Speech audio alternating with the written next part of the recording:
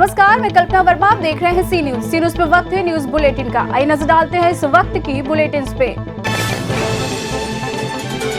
अलीगढ़ जनपद के वैसे तो सरकारी अस्पताल 3 हैं, जिसमें एक महिला अस्पताल, 2 सभी महिला पुरुषों के लिए जिला मलखान अस्पताल और पंडित दीनदयाल संयुक्त अस्पताल है। वहीं सरकार ने संयुक्त अस्पताल को पहले कोविड-19 का अस्पताल बना दिया, फिर वहीं शासन ने उसमें 4 वेंटिलेटर लगाकर सुविधा दी।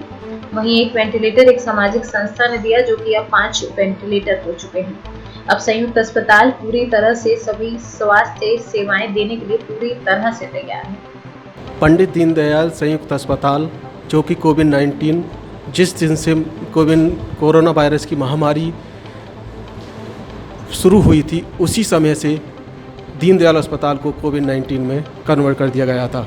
वहीं मुख्य चिकित्सा अधीक्षक वीके गुप्ता जी से हम जानना चाहेंगे कि किस तरीके से यहाँ पर क्या सुविधाएं और बढ़ी हैं और क्या कहना चाहेंगे जो लॉकडाउन आज 19 दिन के लिए और किया गया है। पहले तो अपना परिचय बताएंगे। मैं पंडित दीनदयाल उपाध्याय, अलीगढ़ का मुख्य चिकित्सा अधीक्षक हूँ। मेरा अस्पताल विगत 1 महीने से अधिक समय से कोरोना से संबंधित मरीजों को डील कर रहा है। शुरुआत में हमारे यहाँ 8 बेड का, शासन के निर्देशानुसार 8 बेड का आइसोलेशन वार्ड स्टार्ट किया गया, जिसमें कि करीब 34 मरीज भर्ती हुए गए, उसकी सभी निगेटिव पाए गए। इसके बाद शासन के और निर्देश आए तो क्वारंटीन वार्ड जो आपका चीरत में प्रारंभ किया गया और हरदुआगंज में स्टार्ट किया गया। इन निर्देशों के क्रम में मेरा अस्पताल जो है वो लेवल 2 के में चिन्हित किया गया और मेडिकल कॉलेजों को लेवल 3 का बनाया गया। कुछ चुने हुए अस्पताल मेडिकल कॉलेजों को लेवल 3 का बनाया गया है। इस संबंध में हमें 10 बेड का ICU बनाने के निर्देश दिए गए। अभी तक केवल 4 जो है वेंटिलेटर प्राप्त हुए हैं सरकार के द्वारा और 1 वेंटिलेटर मेरे व्यक्तिगत प्रयास से यहाँ पे आया है। इस तरह तो कुल 5 जो है वेंटिलेटर्स हैं जो सभी चालू हो चुके हैं। कुछ और आवश्यकताएँ बाकी हैं जिनका प्रयास मैं कर रहा हूँ। ये अस्पताल जो वार्ड है, ये जनरल वार्ड था, इसको हमने उसमें तब परिवर्तित कर दिया गया है।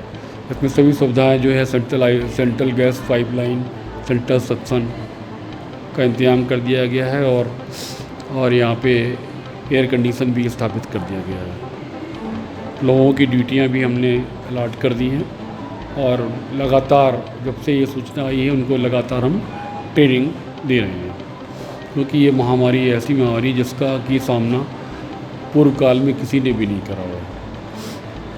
वहीं जिस तरीके से पहले पार्ट में 21 दिन का लॉकडाउन हुआ था, वहीं फिर से 19 दिन का लॉकडाउन कर दिया गया है, जो 3 मई तक चलेगा। तो इसके बारे में भी क्या कहना चाहेंगे? अब शासन ने सोच करके, शासन ने तो बहुत से लोग हैं उसमें बैठे हुए हैं, इन्होंने सोच समझ करके ये लॉकडाउन किया और मैं इसका समर्थन करता हूँ। जिस तरीके से मुख्य चिकित्सा अधीक्षक डॉक्टर वीके गुप्ता जी ने बताया कि कोविड-19 में पहले ही शासन ने हॉस्पिटल को ले लिया था, अब जो है 5 वेंटिलेटर और यहाँ पर दिए गए हैं, जो कि किसी भी महामारी से लड़ने के लिए ये अस्पताल पूरी तरह से तैयार है। अपने कैमरामैन साथी सवाना खान के साथ संजीव शर्मा, सी न्यूज़ ब्यूरो चिकोली। अलीगढ़ से सी न्यूज़ संवाददाता संजीव शर्मा की रिपोर्ट।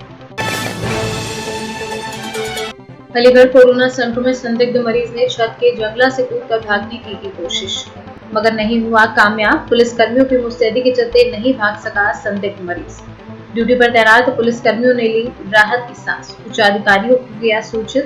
थाना जवा क्षेत्र छेरत आइसोलेशन सेंटर की घटना। अलीगढ़ से सी न्यूज़ संवाददाता संजीव शर्मा की रिपोर्ट। अलीगढ़ मुस्लिम यूनिवर्सिटी में पढ़ने वाले एक ही घर के लोगों ने कोरोना की PPE किट और मास्क तैयार कर लिया है। AMU के छात्रों ने लॉकडाउन के चलते घर पर बैठे ही बना दी डॉक्टर्स की PPE किट और मास्क। ये पूरा परिवार इसी काम में लगा हुआ है। इन छात्रों के पिता पेशे से इंजीनियर हैं। इस वक्त पूरा वर्ल्ड कोविड-19 कोरोना की जानलेवा बीमारी से जूझ रहा है। लोगों की दुनिया भर में मौतों ने हिंदुस्तान क्या पूरे विश्व को हिलाकर रख दिया है। इस बीच कुछ करने की जाग उठी डॉक्टरों की सपोर्ट करने का आइडिया है और इस वक्त ज्यादा जरूरत पीपीई किट और मास्क की है, जो अभी भी मार्केट में बहुत कम तादाद में मौजूद है। लॉकडाउन में मार्केट बंद है, बड़ी मुश्किल से पीपीई किट और मास्क का सामान जुटाया है। इसके अप्रूवल के लिए एएमयू के मेडिकल कॉलेज में भी बात की गई और इसके माहिर इसका टेस्टिंग करके देखेंगे कि ये किट हम लोगों ने जो बनाई है वो कितनी फायदेमंद है। अलीगढ़ मुस्लिम यूनिवर्सिटी के स्टूडेंट्स, चाहे वो लड़के हों या लड़कियां, इस मुश्किल तरीन दौर में इससे निजात पाने के लिए अपने तौर पर नए नए तरीके तैयार कर रहे हैं। कुछ लोगों ने सैनिटाइजर्स बनाए जो बहुत अच्छे बने हैं, टीचर्स ने मास्क भी बनाए हैं और एप्रन बनाए हैं। तो जो भी इस तरह की कोशिश है, मैं ये मानता हूँ कि दुनिया में जो भी रिसर्चेज होती है, इनोवेशंस होती है, वो सबसे ज़्यादा यंग एज में होती है। और यंग एज वाले जो है, ये बच्चे जो भी लड़के और लड़कियाँ हैं, वो अपने सही वक्त का इस्तेमाल एक इनोवेशन में, एक कम्युनिटी वेलफेयर के लिए, कंट्री वेलफेयर के लिए ये काम कर रहे हैं। उसके जज्बे को हमें एहतराम करना चाहिए और फिर आगे अब ये यूनिवर्सिटी का जो मेडिकल कॉलेज है उसे देखना चाहिए कि उसकी यूटिलिटी कितनी है, कहाँ तक फ़ायदा हो सकता है। फिर जो हेल्थ ऑर्गेनाइजेशन हैं जहाँ से सर्टिफिकेट लेना होता है वो देखें। लेकिन ये जो काम किया है वो एक नेक नीति के साथ किया है और उनकी कोशिश ये है कि जो इस तरह के काम जो है उनको अप्रिशिएट किया जाना चाहिए और उसको इनकरेज किया जाना चाहिए, उसको आगे बढ़ाया जाना चाहिए। आपका? मेरा नाम अमीमा फातिमा है। क्या और बीए फर्स्ट ईयर में हूँ मैं। कहाँ, एएमयू से? जी।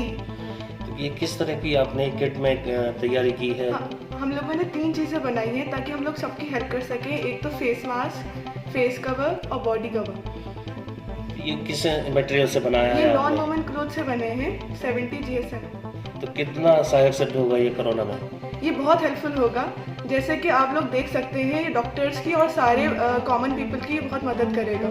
और अगर हमारी गवर्नमेंट हमें सपोर्ट करे और हमें इंस्पायर करे तो हम लोग इसे लार्ज स्केल पे प्रोडक्शन कर सकते हैं इसका। ये जो आपको सर्टिफाइड है कि ये जो कोरोना वायरस है उससे पूरी तरह से प्रोटेक्ट करेगा और इससे अंदर वायरस प्रवेश नहीं कर पाएगा? देखिए, ये तो हमने अपनी तरफ से तो पूरी कोशिश कर ली है। अब ये मेडिकल वालों और गवर्नमेंट की रिस्पॉन्सिबिलिटी है कि वो लोग चेक करके हमें बताएं कि ये कितना प्रोटेक्ट करेगा या हमारे अंदर क्या कमियां हैं, हम लोग क्या इम्प्रूवमेंट कर सकते हैं।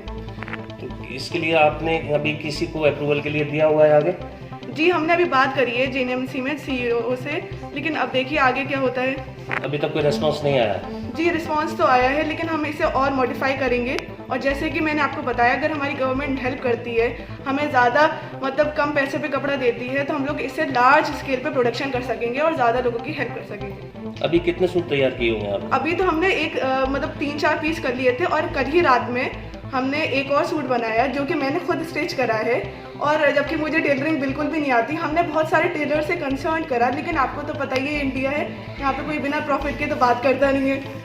तो इसलिए टेलर्स ने मना कर दिया और हमने खुद ही स्टिचिंग करी। तो हमने अब ये सोचा है कि मेरी टीम, ये जो बैठे हैं इब्राहिम और फैज़, इन लोगों ने बहुत हेल्प करी और हमारे अपन ने इंस्पायर करा। तो हमारी एक एज अ टीम काम कर रहे हैं हम। एज ए इंडिविजुअल मेरी खुद की कुछ नहीं है, हमारा एज अ टीम है। तो टीम जो है ज़्यादा अच्छी होती है इंडिविजुअल से कंपेरिजन करें। अलीगढ़ से सीनियर संवाददाता संजीव शर्मा की रिपोर्ट। अलीगढ़ में शाहजमाल में मिले जमाती की दूसरी रिपोर्ट भी आई कोरोना पॉजिटिव, तीसरी रिपोर्ट होना है बाकी। अब तक फैज मस्जिद के 1 किलोमीटर को किया हुआ है सील। इलाके में अब कराई गई अन्य रिपोर्ट आई है नेगेटिव। पॉजिटिव जमाती की हालत बनी हुई है स्थिर। सीएमओ ने कैमरे पर दी जानकारी। सर, शाहजमाल में एक पॉजिटिव केस पाया गया था जो कि जमाती है, उसकी अब क्या स्थिति है? शाहजमाल में जो केस पाया गया था वो दिल्ली वाली जमात से रिलेटेड नहीं था। उसकी जो हिस्ट्री मिल रही है वो राजस्थान से होके आया था और उसके बाद वो यहाँ अलीगढ़ में आया था। उसका जो हम लोगों ने 9 तारीख को टेस्ट कराया था, 7 तारीख को टेस्ट कराया था, जिसकी 9 तारीख को रिपोर्ट आई थी, वो पॉजिटिव थी। उसके बाद वो हमारी जो L1 फैसिलिटी है हरदोगंज CSC, वहाँ वो भर्ती है, वहाँ पे उसकी देखभाल की जा रही है। और उससे मैंने फ़ोन पे भी बात की है और उससे मैंने पूछा है कि यहाँ पे तुम्हें किसी तरह की कोई परेशानी दवा संबंधी, खाने संबंधी, मेरे स्टाफ से व्यवहार संबंधी, तो उसने अपने आप को ही बताया कि मेरे को यहाँ पे किसी तरह की कोई शिकायत अभी तक तो नहीं है। अब तक उसकी कितनी रिपोर्ट हो चुकी है? हम लोगों ने उसको प्राइमरी रिपोर्ट की थी, उसके बाद सेकेंडरी रिपोर्ट की थी और दोनों रिपोर्ट्स उसकी पॉजिटिव हैं। अगली रिपोर्ट कब तक होने के चांसेस हैं? एज़ पर प्रोटोकॉल यूजुअली हम लोग जो है 1 हफ्ते से 10 दिन के बीच में एक रिपोर्ट और कराते हैं और उसके बाद दोबारा से 24 घंटे के बीच अंतर पे एक रिपोर्ट और कराते हैं। जैसे अगर अभी हम कराते हैं तो 24 मिनिमम जो है वो हम 1 हफ्ते के बाद करा सकते हैं और उसके बाद